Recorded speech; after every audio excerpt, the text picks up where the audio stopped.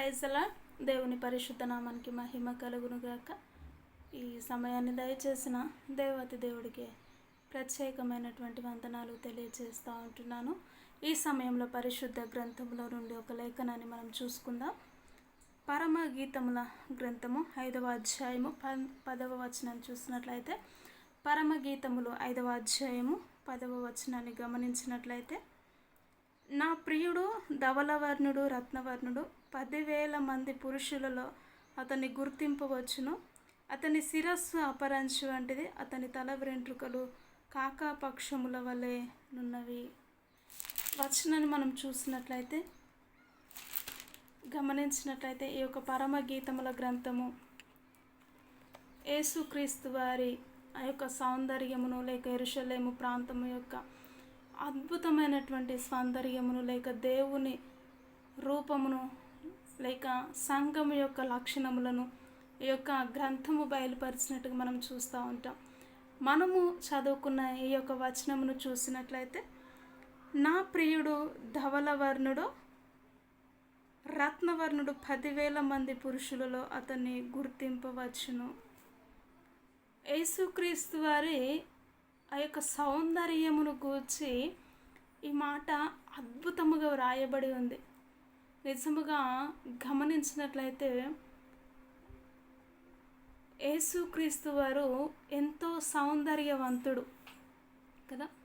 ఆయన 10,000 మంది అంటే అధికమైనటువంటి మంది ఉన్నప్పటికీ కూడా ఆ యొక్క వ్యక్తిని మనము ఏ విధముగా ఈ లోకంలో మనిషిని గుర్తిస్తామో దేవుణ్ణి కూడా ఆ విధముగా గుర్తించవచ్చును. అతడు ధవలవర్ణుడు రత్నవర్ణుడు 10,000 మంది పురుషులలో అతడిని గుర్తింపవచ్చును. ప్లస్ అతని తల వెంట్రుకలు కాకాపక్షముల వలె నల్లవిగా ఉన్నవి అంట.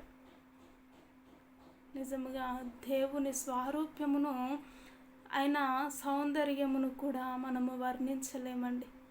అంతో అద్భుతమైనటువంటి దేవుడు మన దేవుడు. ఒక సాంగ్ కూడా ఉంటుంది, ఎంతో సుందరుడమ్మ తాను నేనెంతో మురసిపోయాను అనే సాంగ్ కూడా ఎంతో అద్భుతమైనటువంటి రీతిలో ఉంటుంది కదా. దేవుడు నిజముగా ఆయన అందాన్ని ఆయన స్వారూప్యమును ధవలవర్ణుడు రక్తవర్ణుడు 10,000 మందిలో పోషించబడిన వాడు. ఆయన పాదముల అపరంజి మయమును, ఆయన స్వరము అనేకమైనటువంటి నీటి జల ప్రవాహముల వలె మెల్లనైనటువంటి స్వరము. ఆయన తేజస్సు కొన్ని కోట్ల సూర్య తేజ కాంతుల కంటే అద్భుతమైనటువంటి రీతిలో ఆయన ముఖకాంతి కలిగినవాడు. నిజముగా వర్ణింప శక్యము కానీ దేవుడు ఎంత అద్భుతమైనటువంటి దేవుడు అండి. అంత అద్భుతమైనటువంటి దేవుణ్ణి సేవిస్తున్న మనము ఆయన ఏ యోగ్యత లేని నిన్ను నన్ను ప్రేమించి, ఎలాంటి మంచితనము లేని ఈ యొక్క లోకాన్ని ప్రేమించి ఆ సౌందర్యమును అందమును కదా నీ కొరకు నా కొరకు కోల్పోయాడండి కదా. ఆయన శరీరము దున్నబడ్డది నీ కొరకు నా కొరకు. ఆయన ముఖం పైన ఉమ్మి వేయించుకున్నాడు. ఆయన పిడిగుద్దులతో గుద్దబడ్డాడు కదా. ఎంతో అద్భుతమైనటువంటి దేవుడు ఆ విధముగా నీ కొరకు నా కొరకు మార్చబడ్డాడు. ఎందుకు అలా అని మనము గమనించినట్లయితే, నిన్ను నన్ను ప్రేమించాడు కాబట్టే యేసుక్రీస్తు వారు ఆ యొక్క అందాన్ని సౌందర్యమును ఆ విధమైనటువంటి ప్రతి దానిని వదులుకొని లోకానికి వచ్చి నీ కొరకు నా కొరకు మరణించాడండి. మనం గమనిస్తాం, ఈ లోకంలో ఒక వ్యక్తి కొరకు నలగగొట్టుకోబడము అసాధ్యము. ఒక దాని కొరకు అందాన్ని పాడు చేసుకోవడము అసాధ్యమండి. కానీ దేవుడు తన అందాన్ని చూసుకోలేదు, తను బాధపడలేడు. కానీ మనము పాపంలో పడకుండానట్లు, పాపము వలన వచ్చు జీతము మరణము కాబట్టి ఆ మరణం అనే నరకములో పడకుండానట్లు దేవుడు తన సౌందర్యాన్ని, ఆయన ధవలవర్ణుడు రత్నవర్ణుడు అయినప్పటికీ కూడా తను ఈ లోకానికి వచ్చి నీ కొరకు నా కొరకు మరణించి మరణపు ముళ్ళును విరిచి తిరిగి లేచిన దేవుడు.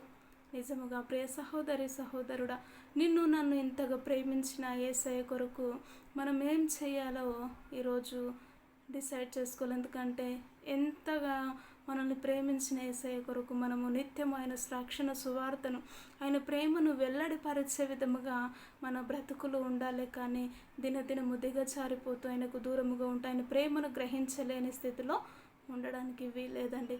అట్టి కృపను, అట్టి ధన్యతను దేవుడు నీకు నాకు అనుగ్రహించలాగున ప్రార్థన చేద్దాం.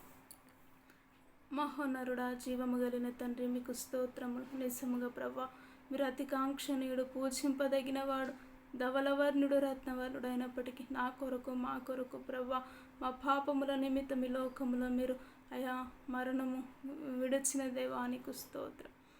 దయచేసి మమ్మల్ని క్షమించి నిత్యము నీ సన్నిధిలో మేము కూడా అటు ఆత్మీయ జీవితమును నడిపింపును కలిగి జీవించగలిగిన కృప ధన్యతను మీరే అనుగ్రహించి నీ నామానికి మహిమ తెచ్చుకోమని యేసుక్రీస్తు ఉన్నతమైనటువంటి నామములో ప్రార్థించి అడిగి వేడుకుంటున్నాము తండ్రి.